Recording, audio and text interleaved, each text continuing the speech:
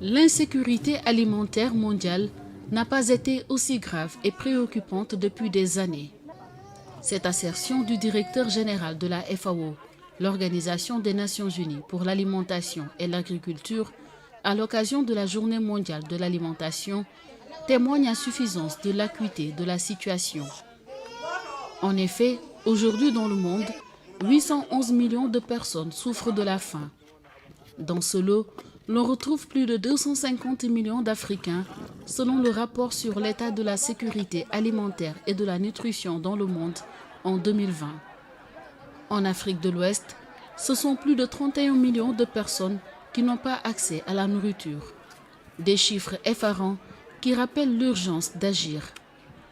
Notre région est traversée par un ensemble de facteurs qui fragilisent la situation alimentaire et nutritionnelle des populations de la région. Et ces facteurs, on en a principalement trois. Vous avez tout ce qui est lié au conflit, et les zones de conflit se sont multipliées, ils sont en train de se multiplier dans la région.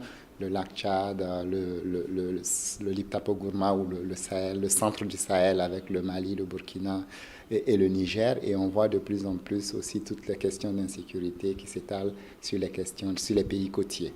Alors l'insécurité, ça va créer des déplacements de population, l'insécurité va bloquer le commerce, et l'insécurité va aussi voir tous les cas de mort qui augmentent, ou de décès ou de personnes qui perdent leur vie qui augmentent. L'insécurité fait que des gens n'arrivent pas à aller au champ pour cultiver normalement et avoir des récoltes pour pouvoir donc se nourrir leur famille, vendre pour améliorer leurs revenus. On a aussi finalement les questions climatiques dans la région qui sont extrêmement aussi importantes. Si vous regardez toute notre partie sahélienne de la région, et on peut monter on voit quand même que les pluies sont de plus en plus rares, on va dire, ou parfois c'est le contraire, on a tout le long des fleuves qui s'inondent chaque année et on a des milliers de personnes qui perdent leur production, qui perdent des vies, on a du bétail qui est aussi emporté par toutes ces inondations. Enfin, on a connu cette année, il ne faut pas le négliger, même si l'effet sur la santé ou la crise sanitaire qu'on a annoncée ne s'est pas produite fort heureusement, on a quand même des conséquences à moyen et à long terme importants sur les économies de la région liées à la pandémie de la Covid. Et entre autres, si je vous donne des exemples, on a fini une étude récente avec la CEDEAO et on voit que pour les pays de la CEDEAO, le taux de pauvreté extrême a augmenté de 2,9 de pourcentage du fait de la Covid. Le secteur agricole et alimentaire africain est très vulnérable aux effets du changement climatique, avec une majorité de petits exploitants dont les moyens de subsistance dépendent de l'agriculture et des ressources naturelles renouvelables. Et nous observons une augmentation de la fréquence des épisodes de températures extrêmes, de sécheresse, de fortes pluies et inondations qui contribuent davantage à la dégradation des terres, à la perte de la biodiversité et à la désertification. Au cours des 10 dernières années, les extrêmes climatiques touchent en moyenne 16 millions de personnes et causent environ 70 millions de dollars de dommages chaque année en Afrique. Au moment où nous parlons, beaucoup de pays de la côte de l'Afrique et de l'Afrique australe font face à une mauvaise pluviométrie qui affecte durement la production agricole et la sécurité alimentaire. Et nous savons qu'il y a une corrélation forte entre l'exposition aux extrêmes climatiques et la prévalence de l'insécurité alimentaire. Plusieurs facteurs peuvent expliquer cette exacerbation de la faim en Afrique. Le phénomène des changements climatiques est souvent évoqué, conjugué à l'impact désastreux de la pandémie de la Covid-19. Même si le continent a eu moins de chocs sur le plan sanitaire, on ne peut hélas pas en dire de même pour les stigmates économiques. En 2020, le rapport sur l'état du climat en Afrique, produit par l'OMM, l'Organisation météorologique mondiale, avait donné un aperçu des tendances et des effets du changement climatique.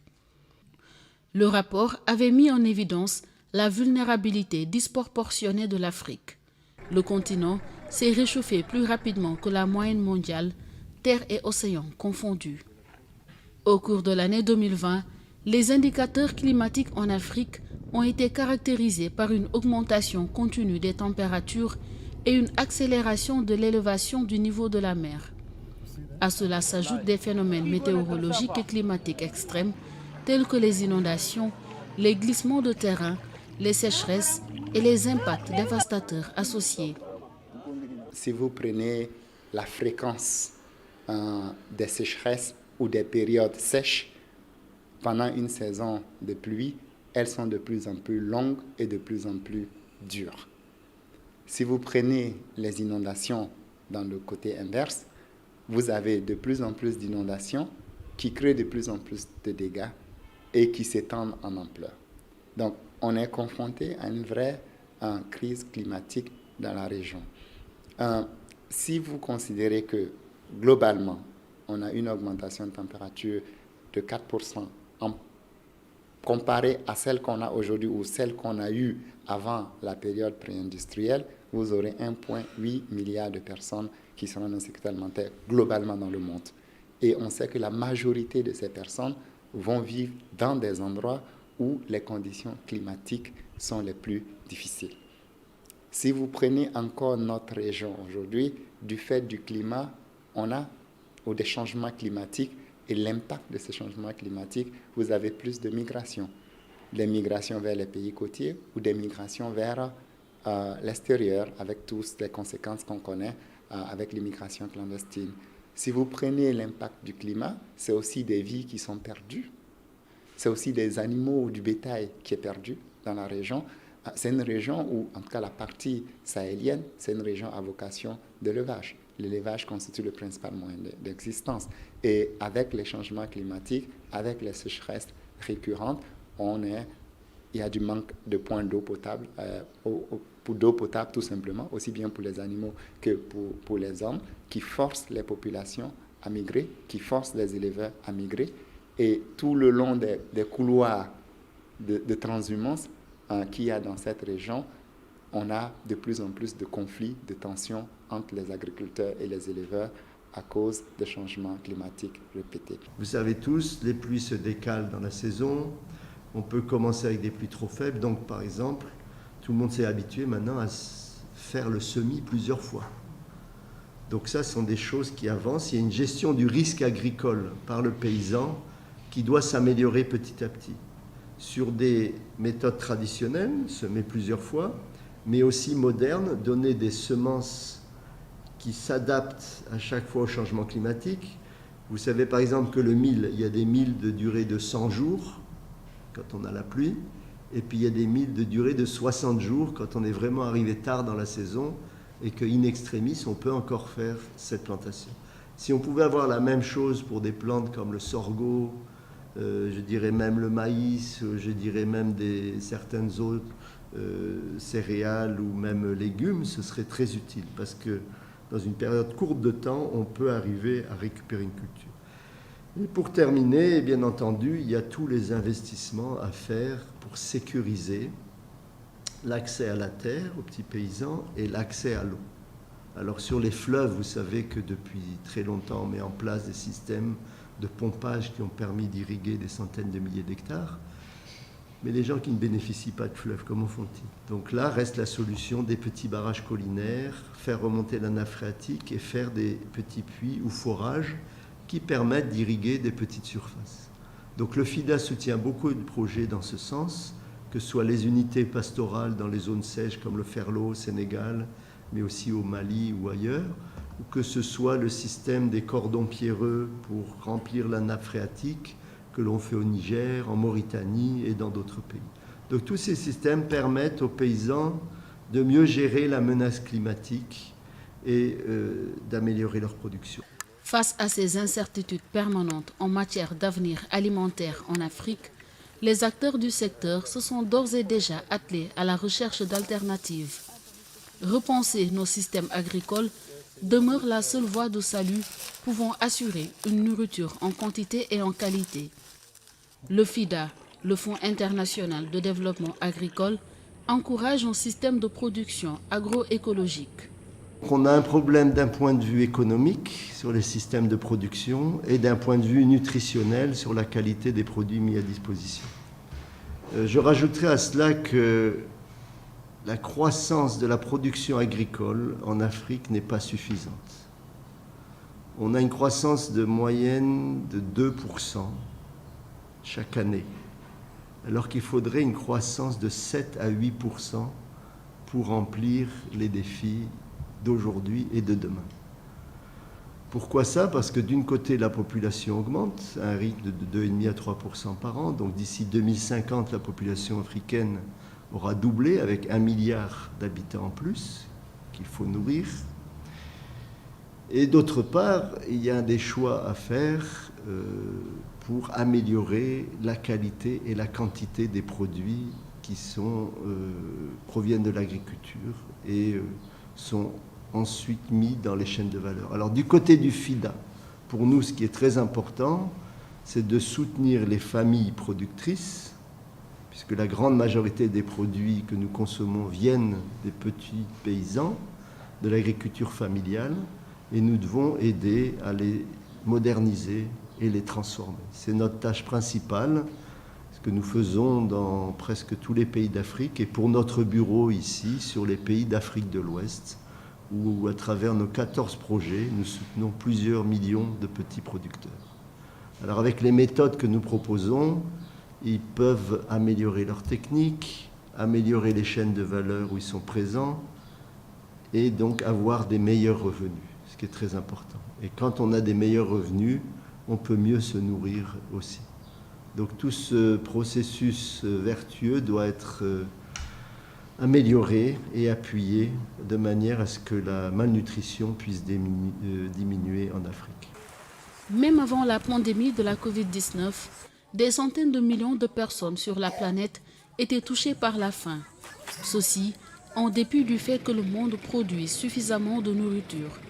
Le paradoxe est que 14% de la nourriture est perdue et que 17% est gaspillée.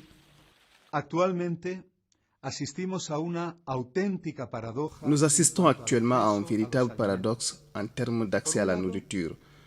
D'une part, plus de 3 milliards de personnes n'ont pas accès à une alimentation nutritive, tandis que de notre côté, près de 2 milliards sont en surpoids ou obèses en raison d'une mauvaise alimentation et d'un mode de vie sédentaire. Pour s'adapter aux impacts climatiques, il faut aller vers un changement des systèmes agroalimentaires. Cette approche passe par une adéquation des semences avec les caprices climatiques. Des organismes tels que le CORAF, le Conseil ouest et centre africain pour la recherche et le développement agricole, prônent pour une agriculture intelligente. Un organisme tel qu'Action contre la faim s'investit également en ce sens pour aider les populations à se relever et à faire face aux défis alimentaires. Si nous avons une situation climatique qui constitue un défi pour nous, notre intelligence veut que nous répondions par une approche qui prenne compte de cette réalité et qui nous permette, malgré cette difficulté, de produire ce dont nous avons besoin pour notre alimentation. Voilà en quoi est-ce que cette agriculture-là est intelligente. Donc c'est une agriculture qui est adaptée aux conditions dans lesquelles nous vivons à cause des changements du climat. Il est fondamental de continuer à venir en aide aux populations qui sont déjà affectées par les crises, mais au-delà de cela, il faut bâtir des systèmes alimentaires résilients, et cela inclut beaucoup de choses. Il faut travailler sur des systèmes d'information et d'alerte précoce efficaces. Il faut renforcer les systèmes de protection sociale dans les pays. Mais en plus de ces éléments, il est fondamental de mettre à la disposition des producteurs des technologies qui permettent de réduire la vulnérabilité. Il faut par exemple, il faut que les producteurs par exemple aient accès aux semences qui sont résistantes à ces chocs, à la sécheresse, aux inondations, ainsi de suite. Et il faut qu'ils aient accès à tout un paquet de technologies qui permettent d'accroître la productivité de manière durable. Action contre la faim travaille à 3 niveaux. Un premier qui est sur le niveau, je dirais, humanitaire, sur sauver des vies. Et donc, Action contre la faim met en œuvre directement des programmes d'assistance alimentaire venant en appui aux populations qui ont les besoins les plus aigus. Donc, on travaille dans 14 pays de la région et notamment au centre Sahel ou dans le bassin du lac Tchad. On a des hotspots d'insécurité alimentaire et on met en œuvre des programmes d'assistance principalement via l'utilisation de transferts monétaires pour permettre aux personnes d'aller sur les marchés s'approvisionner, mais également, le cas échéant, en faisant des distributions directes. Donc ça, c'est le premier niveau d'intervention de l'organisation. Le second niveau est plutôt sur de l'appui aux organisations de la société civile, aux ménages ou aux communautés pour renforcer la résilience vis-à-vis de l'insécurité alimentaire, renforcer les pratiques agricoles et renforcer finalement les niveaux de production tout en promouvant des systèmes de production agricole, je dirais, qui sont résilients face aux extrêmes climatiques. Et donc, on met en avant la notion d'agroécologie pour la transformation des systèmes alimentaires et la promotion de systèmes alimentaires locaux. En outre, les budgets accordés à l'agriculture dans le continent doivent être considérablement revus à la hausse pour arriver à une croissance convenable. En effet, les investissements dans le domaine sont encore très en deçà des besoins. Plusieurs fois, les pays se sont regroupés. L'Union africaine a incité, par exemple, à mettre 10% des budgets nationaux dans l'agriculture. C'est bien. Mais au point où nous en sommes, avec ce que je disais tout à l'heure, le doublement de la population à venir, etc., le changement des systèmes, ces 10% de budget ne sont pas suffisants. Il faut pratiquement le doubler encore, passer à 20% des budgets nationaux. Nous venons de mener une série d'études au FIDA en prévision du sommet mondial des systèmes alimentaires à New York. Et pour chacun des 7 pays que nous avons étudiés, il apparaît que dans l'ensemble, les investissements actuels ne sont pas suffisants si on veut couvrir les besoins de la population à venir. Par exemple, un pays qui met 100 millions de dollars chaque année, c'est-à-dire 50 milliards de francs CFA, il n'y arrivera pas. Il faut passer au double pour pouvoir couvrir les besoins d'investissement, l'approvisionnement en eau, l'approvisionnement en intrants et la mise en place des chaînes de valeur sécurisées. Là, on peut arriver à avoir ce taux de croissance de 7 à 8% annuel pour l'agriculture dont je parlais, qui permettra de nourrir tout le monde. Alors dans ce cadre-là, nous avons mené des études, diffusées, discuté avec les gouvernements. La CEDEAO est très active dans ce domaine. Vous savez que la CEDEAO avait mis en place il y a une dizaine d'années le système ECOWAP, qui sont des politiques sur 5 à 10 ans avec les PNIA 100 pour mettre en œuvre justement ces plans d'action. Au FIDA, on veut pousser plus loin. On pense que les plans doivent être faits pour au moins une génération. C'est-à-dire il faut viser des plans de 25 ans. Parce que c'est là qu'on voit vraiment la transformation. Vous voyez, sur 2, 3 ans, 5 ans, ce n'est pas très clair. Mais sur 25 ans, oui, on voit que le Mali passe de 20 millions à 40 millions d'habitants. On voit que le Sénégal passe de 15 millions à 30 millions d'habitants. Donc là, on peut vraiment appréhender les changements à venir et dérouler tout le système d'investissement, de travaux à mettre en place. Le grand problème est là. Aujourd'hui, en 2021, l'Afrique importe à peu près 40 milliards de dollars de nourriture. Donc, qui ne sont pas produites encore localement. Donc, si on veut atteindre l'autosuffisance, il faut déjà combler ces déficits de 40 milliards de dollars. Et si on veut en plus intégrer, comme je disais, le milliard de nouvelles bouches à nourrir qui vont arriver dans les 20 ans, il faut encore doubler. Donc, en gros, on doit tripler, voire quadrupler la production. Et c'est par là que l'effort doit s'orienter. Donc, les politiques, les stratégies et les plans d'action sont absolument nécessaires pour ça. De la même manière que ça a été fait dans l'éducation, la santé et les infrastructures. En raison des conflits et des défis sécuritaires, plusieurs localités font face à une instabilité alimentaire. Le PAM, le Programme alimentaire mondial, a mis en place un ensemble de stratégies pour renforcer la résilience dans les pays touchés. L'organisation travaille pour que les systèmes alimentaires mondiaux soient adaptés au XXIe siècle afin qu'ils soutiennent une alimentation saine pour tous, en particulier les communautés les plus vulnérables. Le PAM, on a une approche pragmatique. de la résolution des questions liées au climat. On a mis en place un programme de résilience important dans le Sahel qui est focalisé autour de la récupération des terres agricoles. Par exemple, l'année dernière, c'est plus de 70 000 hectares de terres que le PAM a aidé à réhabiliter pour des petits paysans de la région.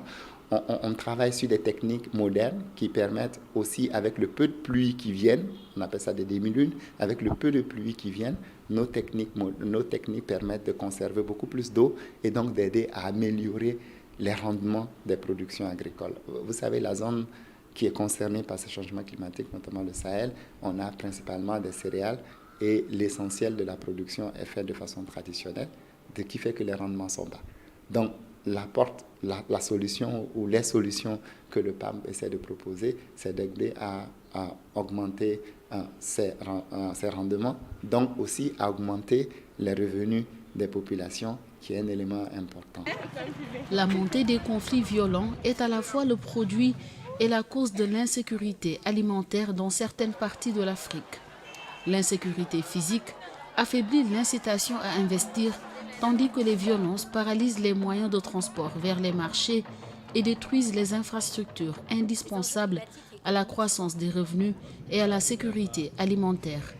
En même temps, l'insécurité alimentaire induite par les chocs climatiques, l'instabilité des prix alimentaires, l'exclusion et le manque d'opportunités économiques a pour conséquence d'accentuer les risques de conflit. La gestion des crises alimentaires ou qui sont liées aux crises climatiques, elle est aussi importante parce que c'est aussi une question de sécurité pour la région. Si vous voyez pourquoi il y a plus de conflits dans les zones où on a où les conditions climatiques sont les plus difficiles, parce que le peu de ressources disponibles, les gens se battent pour ces ressources. Les gens se battent pour avoir le peu d'eau disponible. Les gens se battent pour avoir le peu d'espace vert disponible pour le pâturage des animaux. Donc, les questions de climat, c'est aussi effectivement une question de conflit. Donc, pour nous, il est extrêmement important de pouvoir gérer ces questions de climat et les mettre en lien avec aussi les questions de prévention et de résolution des conflits dans notre région. Près de 10 millions d'enfants souffrent de malnutrition dans la région, selon les données de la FAO, ce qui compromet leur capital humain et leur productivité. La forte hausse de l'insécurité alimentaire aiguë entraîne de nombreuses conséquences sanitaires sur le plan nutritionnel pour les couches les plus vulnérables, avec une recrudescence des retards de croissance chez les enfants. Le système des Nations Unies s'engage dans un nouvel élan pour transformer les systèmes agroalimentaires, les rendant plus adaptés aux objectifs. Alors que la faim augmente et que la malnutrition persiste, la réalisation de l'objectif faim zéro d'ici 2030 est fortement compromise. C'est pourquoi les systèmes alimentaires durables, les réseaux nécessaires pour produire et transformer les aliments et garantir qu'ils atteignent les consommateurs en qualité et en quantité sont essentiels pour arriver à une sécurité alimentaire et nutritionnelle optimale.